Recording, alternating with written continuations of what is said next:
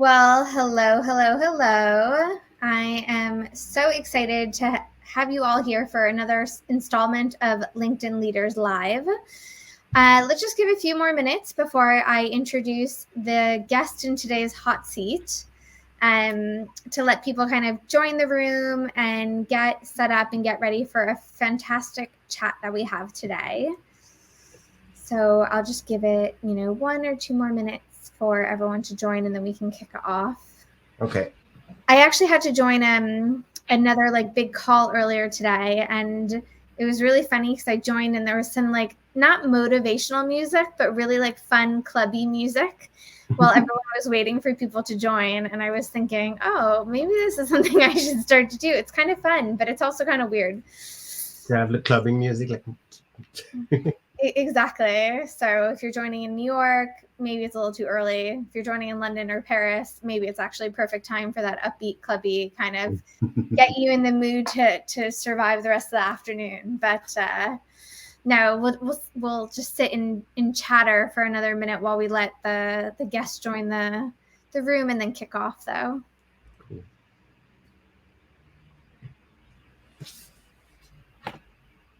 I should warn you and the audience that I have a very beautiful dog that is usually very well behaved right until the end when he wants to be kind of heard and be a part of the conversation. So I always try to move him out of the room, but he purposely comes in or stands by the door at the very end to say, woo, or whatever that means in dog language.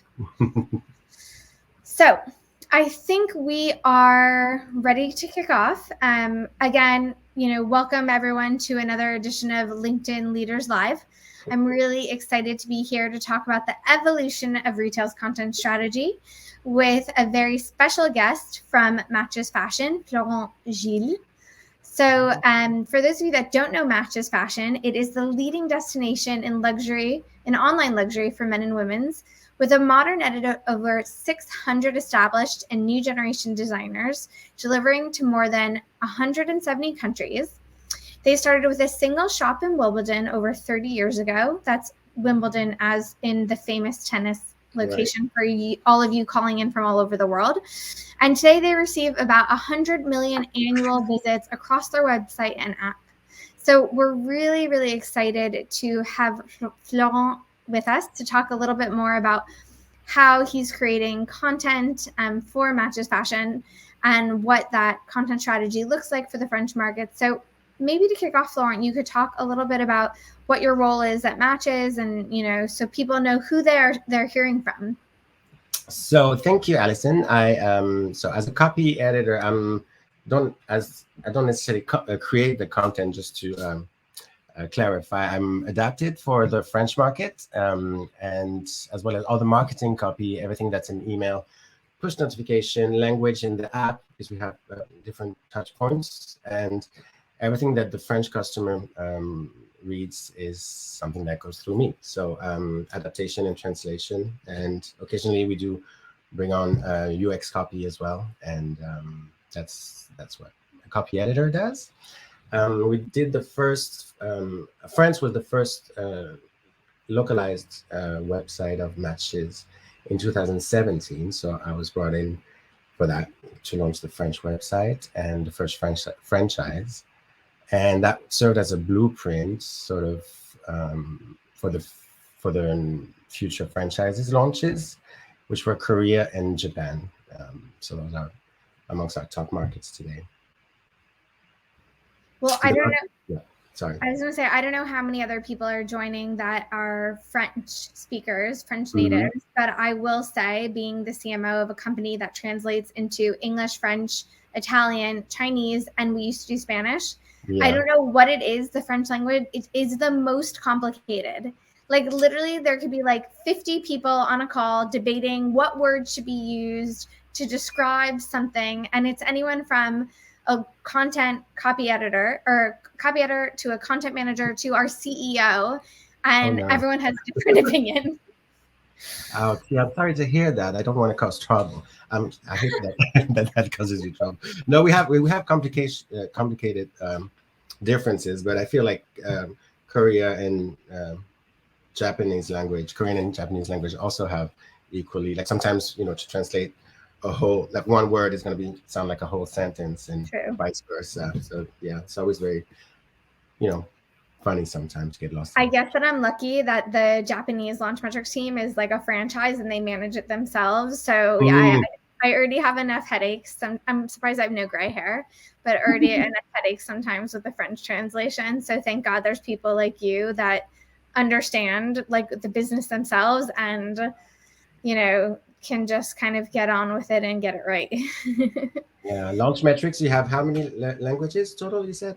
So right now we're just doing English, French, Italian, and Chinese. Wow, big one that So one. yeah. But I mean, to be fair, we do have, like I said, a reseller that's managing Japanese, but they're managing everything for launch metrics in Japan. So I guess that saves a little bit of the heavy Mm. lifting. Gotcha. Great. Well, let's jump in. I have a lot of questions for you, and I'm sure the audience will have some as well. It's been an interesting evolution of how brands are leveraging content and the value content brings to retailers and companies today.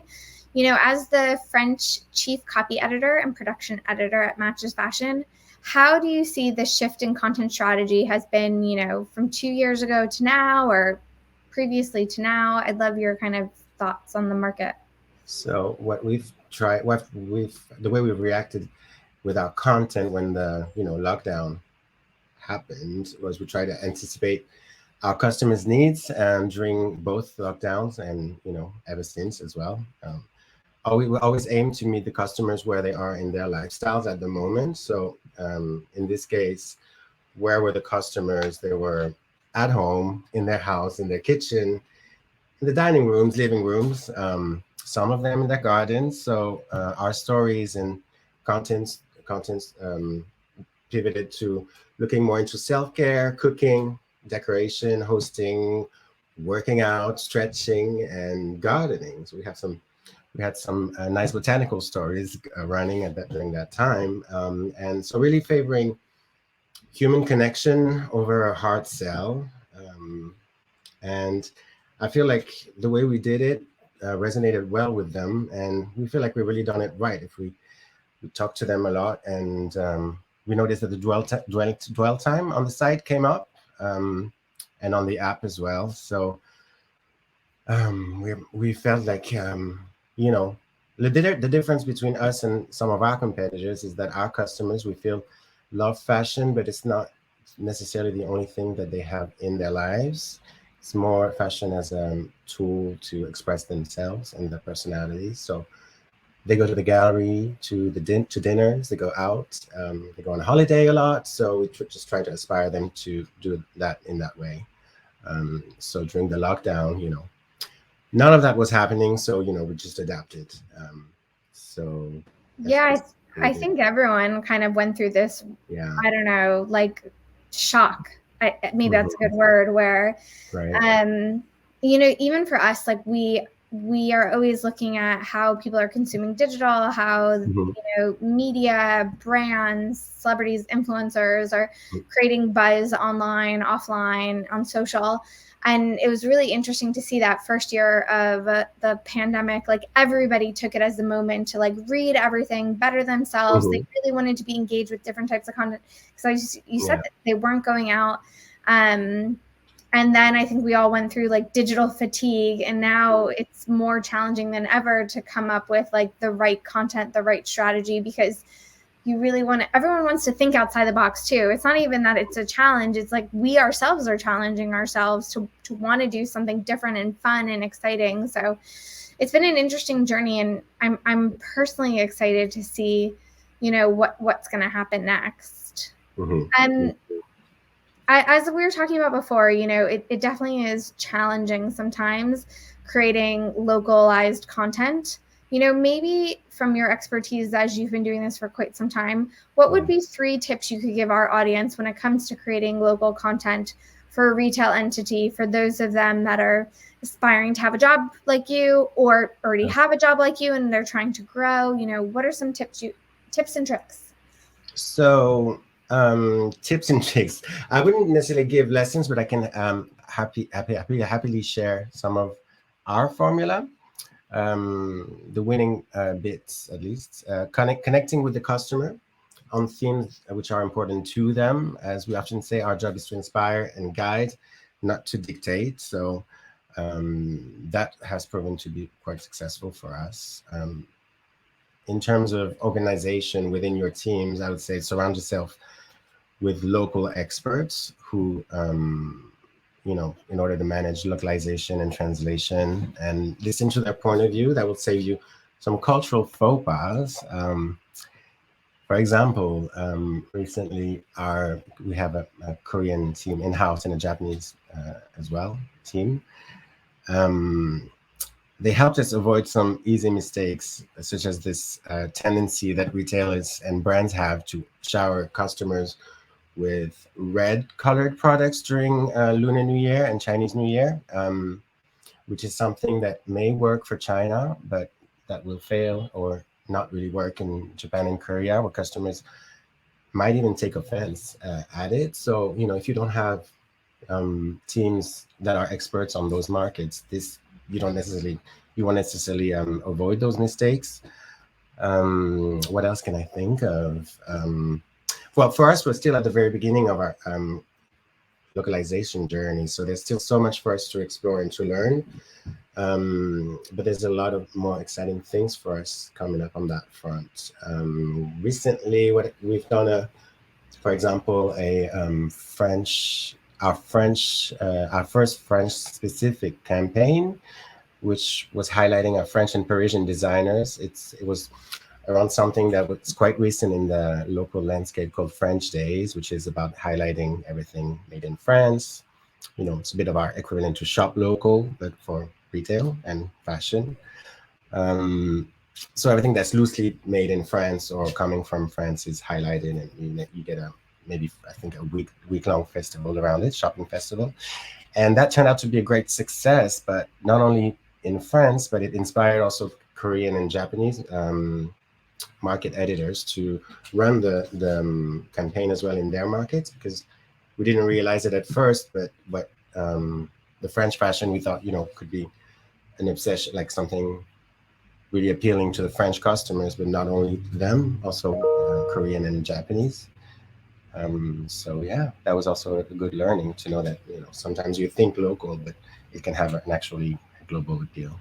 Totally. We see that all the time, actually. I Yeah. think that is the biggest challenge, thinking from a global perspective, that Mm. there are some topics. I think we were talking about Lunar New Year. I mean, definitely what the team in China sees for us, the global businesses and our global customers want to see that data. They want to understand better China. Even if they can't even work in China yet, or they're not working in China, they want to read about it. I think too, there's inherently events and activities that happen in France that are just so sexy and interesting that everyone wants to read about it. Right. So I Yeah, House can all the very glamorous sounding things. Yeah. So I think it's always important to, the best teams, I think, collaborate and share. And when you're doing editorial calendars, being able to have visibility and say, yeah, I am in America, but actually this is super relevant for my potential customer.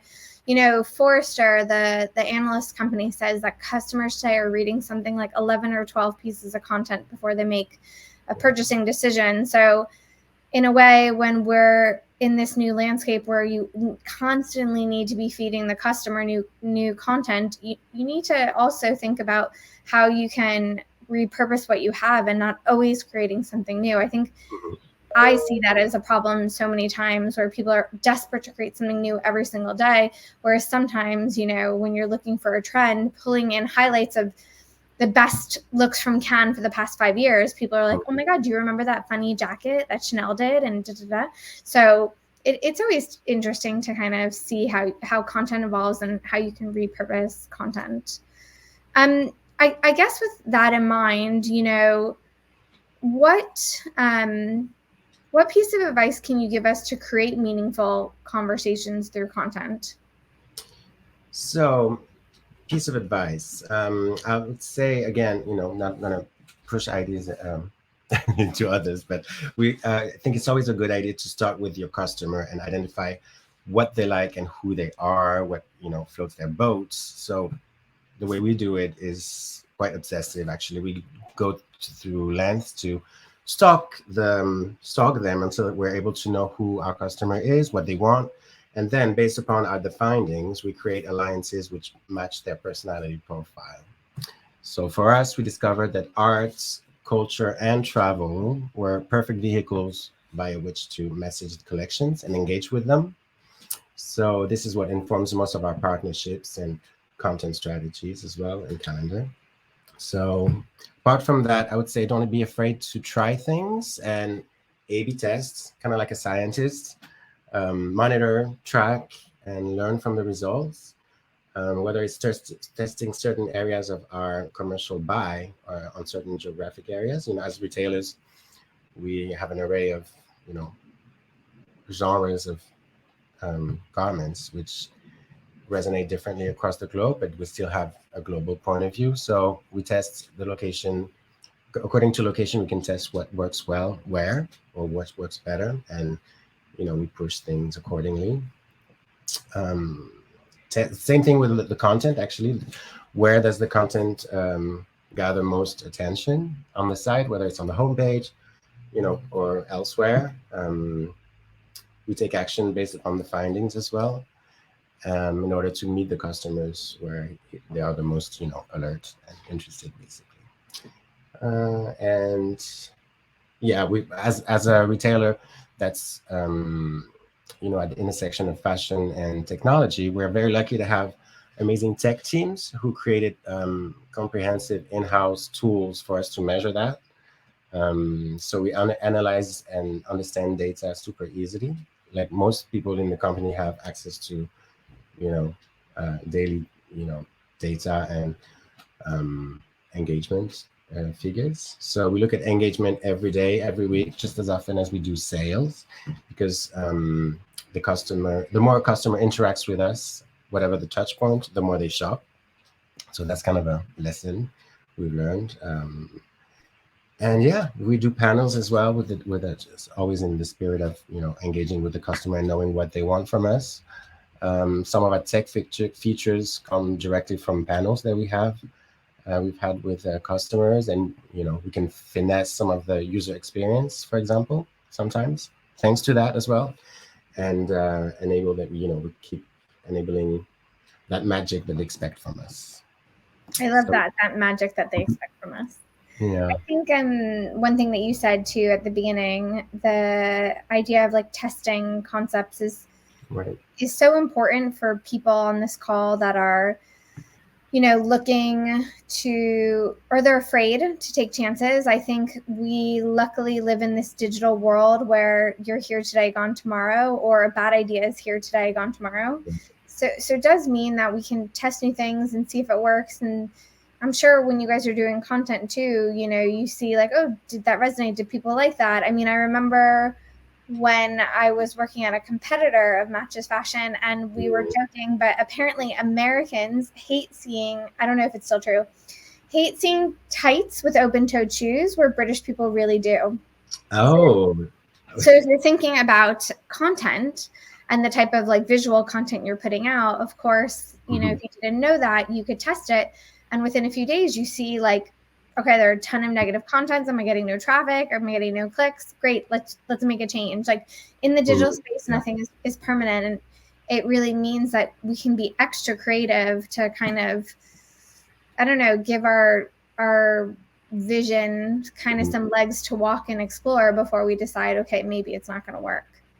Yeah, we were lucky that we have this technology, because more classic retailers don't necessarily have those tools, to engage with, real physical. I mean, real physical. Not, I shouldn't say real. They're just as real as ours, but physical visitors. Um, so Yeah, that's an absolutely. advantage. I think another thing that you mentioned is really interesting is about partners. And obviously, we've seen that partners are a great way to double the results, when you're sharing the workload, let's say, with another entity. I mean, just from what I know about Matches Fashion, apart from the stuff that you'll probably talk about, but even more on the PR side, I know that you guys have been a great partner to a lot of the clients that we have that are brands, supporting the brands with your content strategy. And in today's day and age, what retailers like Matches Fashion can offer to brands is so important for visibility. Obviously, like the customers they're trying to sell to are already buying products on your website. So, if they want to grow their share of voice, then they need great partners like you guys to help propel them. I'd love to hear more, about your partnership strategy, how you think partnering with other entities helps in influencing your consumers, and any general thoughts on that topic. But partnerships, well, as you said, it's one of the bases of our business. We partner with talent on social media, for example, but not only. So we have a team specifically dedicated to those partnerships and to securing the right person with the right, not necessarily about the follower count or the reach, but more about people who make sense and resonate with the customer, people with a strong sense of self, somebody who will, people who will encourage people to express themselves in return, to echo that their attitude in fashion, creativity. We also partner with brands. We partnered recently with Istimo and Il Pelicano Group. I said it with an Italian accent. I hope it worked. With Il Pelicano, we did a grand tour, an operation called Grand Tour Italy. It was just finished, and I invite you to catch up on this adventure on our Instagram channel in the highlights. After 2 years of lockdown, we're really happy to inspire customers to travel again, because everyone is more than ready to do so, as you can see in the airports around the world, and look amazing in the process, of course. So yes, vacation wear, something that our customers absolutely love to indulge in. But partnering with brands for us also means mixing established brands and emerging designers, and giving them the financial security they need with our supports. And we have this innovators program you may have heard of. Every year we scout and highlight promising young talents from all around the world and provide them with a 360-degree support program and content system as well throughout the year. So this is something we're really happy to keep doing. And partnerships. What else? We have also a very key one that we've resumed after the pandemic. I mean, not that it's over, but after the lockdowns. It's with Frieze Art Fair. So this international contemporary art fair that really looks, exactly matches our I think I had the pleasure of attending like one of the first Frieze Matches Fashion events at Carlo's Place like a few years ago, and it was incredible. It is, and so that gives us an opportunity to bring our brand and our luxury boutique approach globally. We travel with them to LA, New York, and London, and again we bring pop-up shops, and we mix our young designers and established brands with us. So it's really exciting. Yeah, good.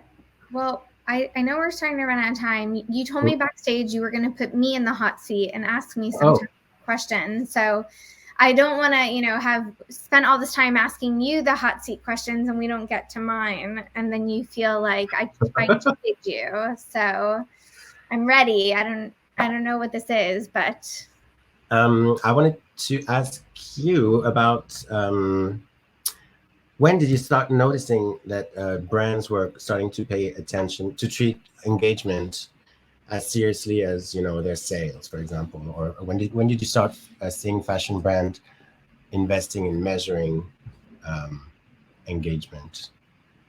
Yeah, I think I guess for so long people have been trying, I mean, your PR team and I will agree so much on this. Our entire career, people have been trying to quantify like what is PR worth. Right. And then, of course, let's say 10 years ago, this thing called influencer marketing started happening. And then people were trying to say, oh, influencer marketing, it's exactly like how you push sales. But it's not true, right? Influencer marketing is just like, sometimes it generates sales, sometimes it generates, like you said, buzz, sometimes it's PR. So there are all these different, let's say, marketing and PR activities that people were trying to quantify. Yeah. And I would say, even before 7 years ago, but really the last 5 to 7 years, and mostly in the last 3 or 4 years, it's become very serious that people have said, okay, I'm doing all these different activities. Now I work the media. My team has a huge editorial team that we're providing coverage to all of these brands. We're paying influencers, we're paying celebrities, we have our own social media channels. So like, what is all of this worth? How, as the CMO, do I decide if something's working, it's not working? How do I decide what team gets bigger budgets? Is it the PR team to do a freeze activation? Is it an influencer team to do some gifting? Is it the celebrity team to do these celebrity ambassador campaigns? How do I know what's going to drive the most value for my brand? And I would say, especially at Launch Metrics, we've seen in the last few years that brands are coming to us desperate for a way to quantify these activities. So I think it's been, as I said, a long time in the making, but absolutely, I think nowadays people understand sales metrics are important, but they need to measure like that entire customer journey. And so they need a lot more data to do it, which is exciting. But at the same time, I think some brands, like you said, you guys have a lot of great tools to help you with that. And some brands, they want to do it. They're just afraid to make the leap because in our industry, when everything's about creativity, it's balancing, the data that you have with the creativity that you also have to really have like that perfect match. Gotcha. So I know we only have a few more minutes. So maybe we could do like one. Sorry, I'm just reading the audience questions and thinking about the time. So maybe I could answer one of the questions from the audience, and then Florent, if you have anything to add, you can add to it, and then we can do some kind of thoughts for the future. But the question was, do you think COVID has made a big change on the channels we usually consume content, or are they still in the same way? So actually, from our perspective at Launch Metrics, one thing that we've seen is that at the beginning of the pandemic, there was a huge shift to people looking at media. Like pre-pandemic, everyone was talking about micro, nano influencers. But then during the pandemic, I think people just wanted, established voices to follow because they were looking for certainty. And I think things that were more kind of inherent and historical felt more certain. And even the bigger influencers were generating more value. If we think about the Chanel shows or the like Dior show, they were engaging bigger influencers because they were trying to create bigger amplification and buzz. I would say now in this post-COVID moment, people are definitely going back to following creators. I mean, obviously TikTok is now like taken off and been a huge part of that content revolution. But media is still going strong. And I think it'll be interesting to see how the next, few months and years go. And I guess with that, Florent, maybe, if you have any kind of thoughts on the future or concluding thoughts on the stuff we talked about, that'd be a really nice way to kind of end our chat today. Yeah, I think, well, just to echo what you just said, we've seen such huge development and evolution in content with new platforms coming out, just even, 10 years ago when I was a journalist, we were, observing this, and we didn't know that it was going to change as much. And that makes it even more exciting to work in this industry because it widens the limits of the playground and, keeps feeding the conversation and enhancing, creativity. So I would say, it forces you to, like, working in this sector really forces you to keep up with the times, working in fashion, fashion always reflecting evolution of society ahead of other sectors. but working in e-tail and technology forces you to keep up with competitors and with technology. So it's super exciting, never a dull day. But the future is unknown, but it's also nice that it's unknown. And, that's what precisely to me, that's what keeps it exciting. And I don't know, Allison, maybe next time we speak, I will have the shape of a lotus flower in the multiverse. I would love that. Yeah, I'm always trying to think of what my avatar is going to look like. I still haven't even taken the leap into that because I feel like I haven't thought of something creative enough to do yet. Me neither. Well, thank you so much for your time, Florent, and I hope to see you in Thank you. 3D soon as well, or in the metaverse. And thank you all for joining in today, and speak soon. Speak soon. Bye bye. Bye. Bye bye.